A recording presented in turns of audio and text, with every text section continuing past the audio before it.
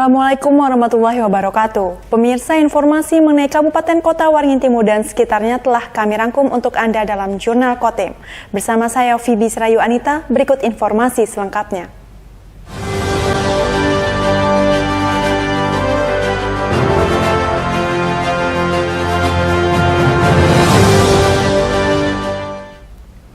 Organisasi Persatuan Wartawan Indonesia Kabupaten Kota Waringin Timur mengirim sejumlah atlet untuk berlaga pada Pekan Olahraga Wartawan Nasional di Malang, Jawa Timur. Berbagai persiapan telah dilakukan dan berharap mampu mengharumkan nama daerah. Keberangkatan atlet PWI Kota Waringin Timur dilepas oleh Bupati Halikinur pada Jumat 18 November pagi. Pelepasan itu juga sebagai ajang silaturahmi serta untuk mendapat dukungan semangat dari orang nomor 1 di bumi Habaring Hurung. Atlet PWI Kota Waringin Timur diberangkatkan untuk bergabung dan memperkuat PWI Kalimantan Tengah dalam berlaga pada ajang Perwanas ke-13 di Malang, Jawa Timur. Para atlet PWI Kota Waringin Timur tersebut adalah Muhammad Hamim cabang olahraga futsal, Dodi Rafliansa dan Nafiri cabang olahraga tenis meja, serta Ruslan Abdul Ghani pada cabang olahraga catur. Berbagai persiapan telah dilakukan para atlet untuk bisa meraih medali dan membawa nama harum daerah di tingkat nasional melalui bidang olahraga. Alhamdulillah persiapan kita sudah cukup baik, sudah beberapa kali kita melaksanakan tes. Mudah-mudahan tenis meja bisa mendapatkan medali di Malang nanti. Untuk pelaksanaan sudah ada jadwal?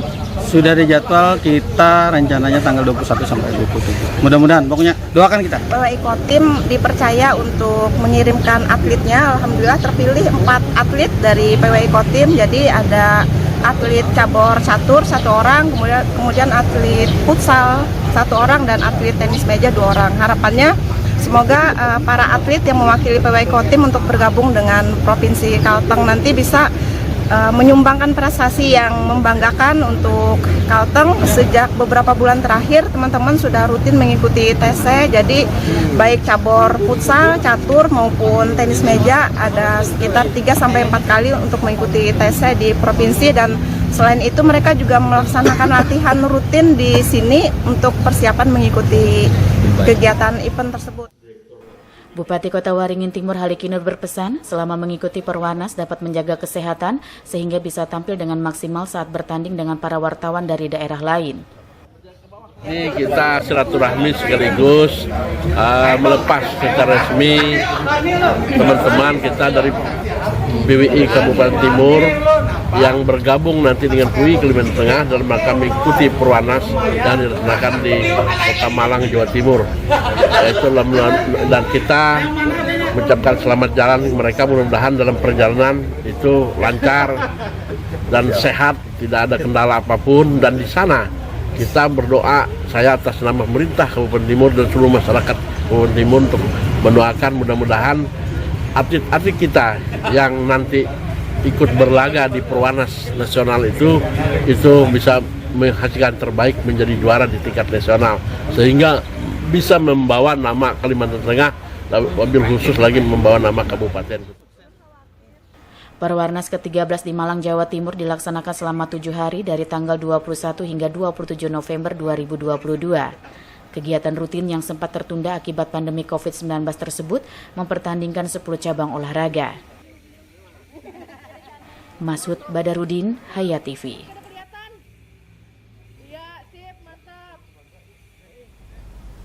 Sebanyak 51.000 kepala keluarga di Kabupaten Kota Waringin Timur menerima bantuan dari pemerintah kabupaten hingga pusat. Agar bantuan tersebut tepat sasaran, perlu adanya pemutakhiran data penerima manfaat. Dinas Sosial Kabupaten Kota Waringin Timur Kamis 17 November menggelar rapat pertemuan operator data terpadu kesejahteraan sosial atau DTKS yang tersebar di seluruh desa dan kelurahan di 17 kecamatan di wilayah setempat. Rapat yang dibuka oleh Wakil Bupati Kota Waringin Timur Irawati diawali dengan pemberian bantuan sosial kepada sejumlah warga penerima manfaat. Dalam rapat ini dilakukan bimbingan teknis pemutakhiran data agar penerima manfaat bantuan sosial bisa tepat sasaran. Di Kota Waringin Timur, total penerima manfaat bantuan sosial baik dari pemerintah kabupaten, provinsi maupun pusat berjumlah sebanyak 51.000 kepala keluarga. Ya, di TKS kan 51.000 kakak, sementara untuk individu 151.000. Nah, untuk bantuan PKH aja kita sudah mencapai itu 17.000 ya untuk PKH. Belum BPNT sekitar 17.000 sudah berapa tuh? Sudah 34. Belum yang data BLT BBM, belum yang data BBM provinsi, belum kabupaten itu sekitar 50. Artinya hampir 51 keluarga itu bisa. Bersyukurlah. Boleh saya kan 3 tahun saya mengidam-idamkan kaki palsu ini. Baru sekarang saya bisa dapat mengasih banyak terima kasih kepada Dinas Sosial yang telah membantu. Itu ya. Thank you. Tadi bantuannya berupa apa, Pak? Uang untuk kaki palsu. Untuk dia. Wakil Bupati Irawati mengatakan, pemutakhiran data penerima manfaat bantuan sosial sangat penting sebab hingga saat ini masih terdapat penyaluran bantuan sosial yang tidak tepat sasaran. Kami menginginkan agar warga kita tidak ada yang dikatakan terlantar, apalagi kelaparan. Jadi jangan sampai para DTKS ini pada saat menginput itu tidak cross check dulu. Jadi data itu harus di cross check dulu. Jangan sampai langsung terima di meja, langsung dikirim ke kabupaten karena kan data itu semuanya dasarnya dari desa. Dan desa kita kabupaten dan diinput ke pusat. Nah, jadi saya berpesan jangan berbicara administrasi dulu, tolong dibantu. Karena mereka kadang tidak tahu, tidak paham lapornya kemana. Nah, kadang mereka lapor ke RT tidak menindaklanjuti itu.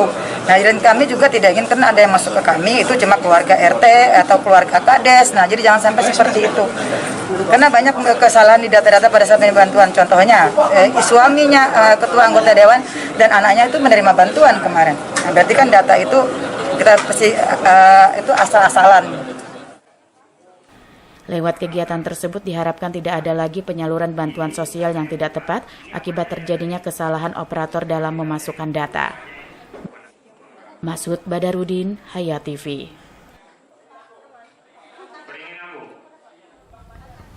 Dinas Pemuda dan Olahraga Kabupaten Kota Waringin Timur menggelar senam sehat secara rutin setiap 2 pekan sekali.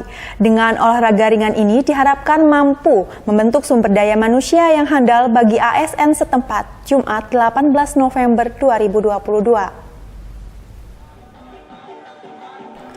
Tepat pukul 6.30 waktu Indonesia Barat, jajaran aparatur sipil negara atau ASN di lingkungan Dinas Pemuda dan Olahraga atau Dispora, Kabupaten Kota Waringin Timur, dengan antusias dan penuh keceriaan mengikuti kegiatan senam sehat di halaman kantor ini. Saat mengikuti gerakan senam, para abdi negara tersebut dipandu langsung sebanyak 5 instruktur dari Sanggar Senam Rumah Bukerte Sampit. Tampak Kepala Dinas Pemuda dan Olahraga Kota Waringin Timur WMRK Benung berbaur di antara jajarannya, disertai senyum penuh keceriaan saat mengikuti gerakan senam dari para instruktur. Tentunya suasana kebahagiaan yang sama juga dirasakan jajaran ASN Dispora Kotim pada kegiatan senam rutin yang digelar sekali setiap 2 pekan. Untuk tahun depan, namun dalam skala yang lebih besar, Dispora Kotim melalui bidang pembudayaan olahraga telah mencanangkan senam massal yang dipusatkan di halaman depan Gor Poli Indoor. Upaya tersebut untuk mendorong masyarakat guna lebih mencintai olahraga, salah satunya melalui senam bersama. Ini untuk mewujudkan fisik kita yang segar, sehat, dan gembira tadi. Kemudian untuk tahun-tahun mendatang, kita juga akan melaksanakan senam massal, paling tidak di depan Poli Indoor. Ini terbuka untuk umum, yang mudah-mudahan rencana ini bisa kita wujudkan di tahun-tahun depan, sehingga masyarakat kita mencintai olahraga, khususnya untuk senam ini. Uwi menambahkan, program senam bersama ini pula sebagai salah satu visi misi Bupati Kota Waringin Timur dalam upaya mewujudkan ASN dan masyarakat yang sehat jasmani dan rohani, sehingga tercipta SDM yang unggul dan berkualitas dalam rangka mengawal program pembangunan di bumi Habaring Hurung. Terimalah salam kami, salam pemuda, maju. Salam olahraga, jaya. Salam sehat, bugar, gembira. Luar biasa. Terima kasih. Nurmansah, Hayat TV.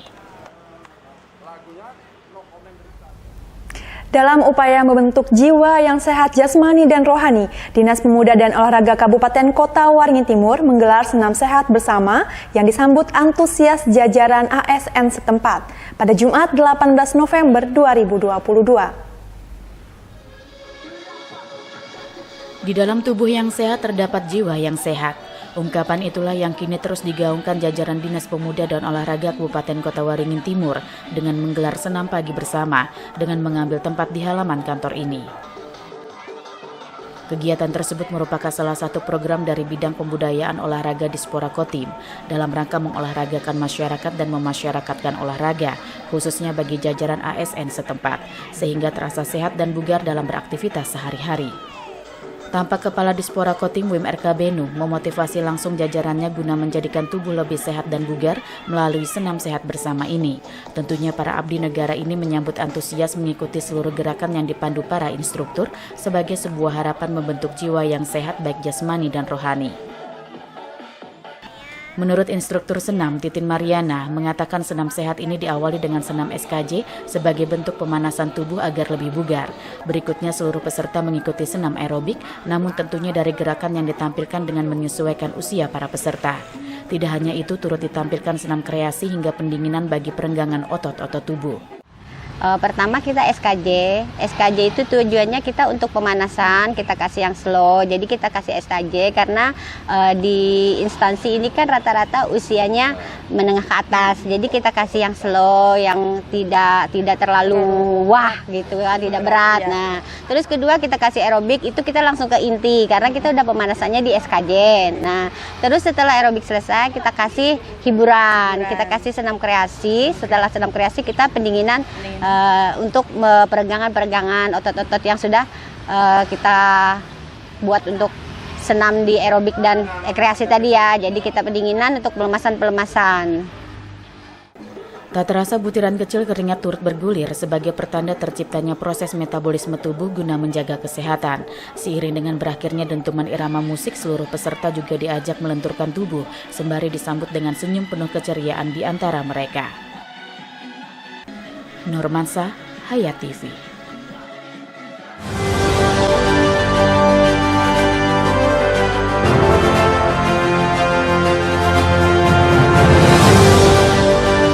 Dulu TV di rumah Inyong cuma jadi pajangan.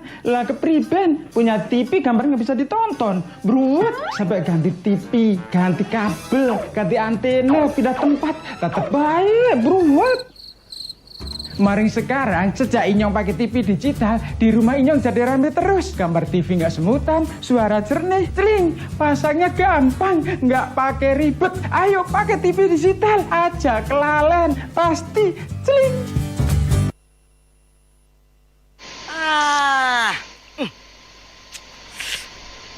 Gambarnya jangkrik.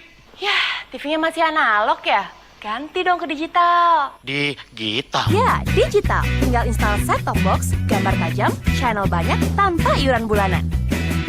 Hey, gimana? Bagus kan? Gambarnya jangkrik. Hah?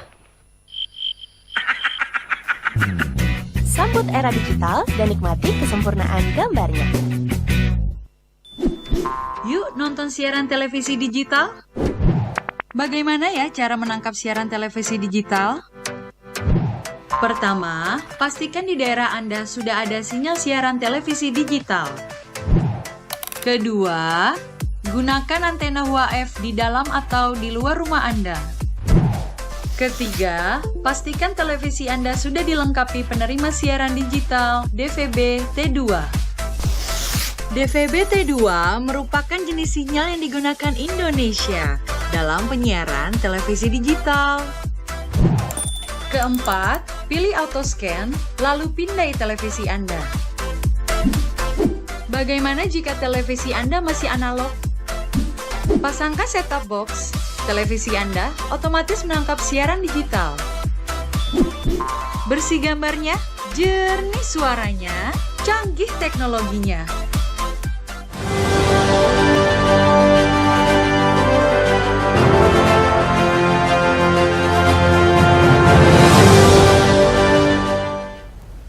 Untuk meningkatkan ketersediaan dan pemanfaatan data gender dan anak yang terpilah, akurat dan benar, pemerintah Kabupaten Murung Raya menggelar rapat koordinasi forum data gender dan anak tahun 2022 di Aula Gedung B kantor Bupati setempat.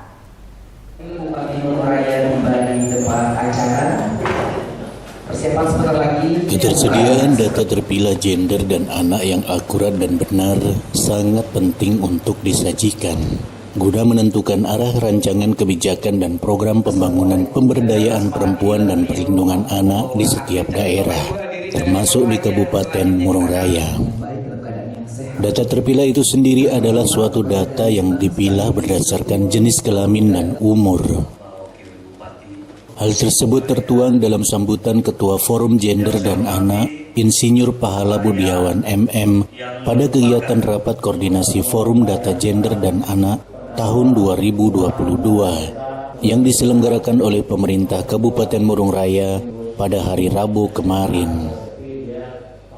Rapat koordinasi itu sendiri dilaksanakan dengan tujuan untuk meningkatkan ketersediaan dan pemanfaatan data gender dan anak yang terpilah untuk perencanaan, pelaksanaan, pemantauan, evaluasi dan pelaporan hasil kebijakan program kegiatan pembangunan yang responsif gender. Dengan kegiatan ini juga diharapkan terbentuk suatu jejaring dan komunikasi antar perangkat daerah dan lintas sektoral sehingga tersedia data yang berkualitas yang dapat digunakan sebagai acuan dalam merencanakan dan menentukan arah kebijakan pembangunan bidang pemberdayaan perempuan dan perlindungan anak di Kabupaten Murung Raya. Pemerintah daerah sangat peduli terhadap gender dan anak ini. Nah, kalau dulunya mungkin kita masih setengah-setengah, masih separuh-separuh ya untuk keberadaan gender dan anak, saat ini tidak lagi. Jadi minimal apa yang dikatakan 30% ya bahwa gender itu harus berada di setiap lini program yang dilakukan oleh pemerintah. Setiap lini kegiatan-kegiatan di lintas sektoral itu memang peran gender harus ada. Nah, hanya saja ya semua OPD ya termasuk kita semua harus kompak, ya, harus bersatu ke depan dan seterusnya gender ini memang kita prioritaskan. Ya, artinya bahwa gender saat ini ya kedudukan sama dengan laki-laki. Jadi itulah yang harus kita sosialisasikan. Jadi tidak ada lagi kita membedakan bahwa gender ini nanti, padahal tidak. Ya, gender bisa masuk dimanapun.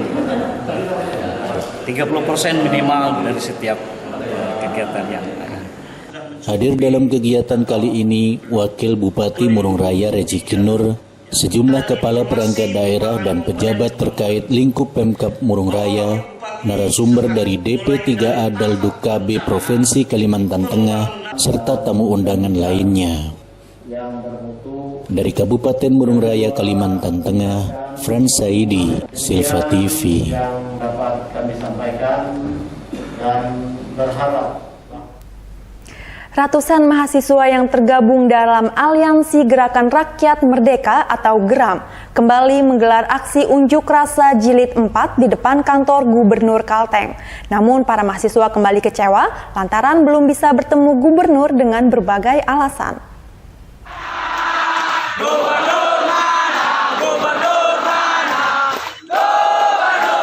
Insiden berdarah yang terjadi pada aksi jilid ketiga antara mahasiswa yang tergabung dalam Aliansi Gerakan Rakyat Merdeka atau GERAM dengan petugas Satpol PP yang berjaga di kantor Gubernur Kalteng beberapa waktu lalu tidak menyurutkan semangat para mahasiswa untuk melanjutkan aksi susulan. Pada hari Kamis sore, GERAM kembali menggeruduk kantor Gubernur Kalteng untuk keempat kalinya dengan jumlah massa yang lebih banyak. Kendati demikian, keinginannya untuk bertemu dengan Gubernur Kalteng Haji Sugianto Sabran kembali kandas. Lantaran tidak kunjung ketemu gubernur, aksi ratusan mahasiswa yang awalnya terpusat di pintu keluar akhirnya bergeser ke pintu masuk kantor Gubernur Kalteng. Sempat terjadi ketegangan antara massa GERAM dengan petugas kepolisian yang berjaga saat massa GERAM mencoba memaksa masuk kantor gubernur, namun ketegangan tersebut bisa direda. Negosiasi untuk menghadirkan sekda sebagai pengganti gubernur pun ditolak, dan massa aksi memilih bertahan untuk menunggu kehadiran gubernur hingga pukul 18 petang. Juru bicara Geram Enrico menyatakan kecewa lantaran hingga aksi yang keempat kalinya belum bisa bertemu dengan orang nomor 1 di Kalimantan Tengah dengan berbagai alasan. Perwakilan pengunjuk rasa pun mengancam akan kembali menggelar aksi lanjutan hingga bisa bertemu dengan Gubernur Kalteng untuk menyampaikan sejumlah aspirasi yang menjadi tuntutannya. Dari Palangkaraya, Kalimantan Tengah, Endra Setiawan, Tim Liputan, Silva TV.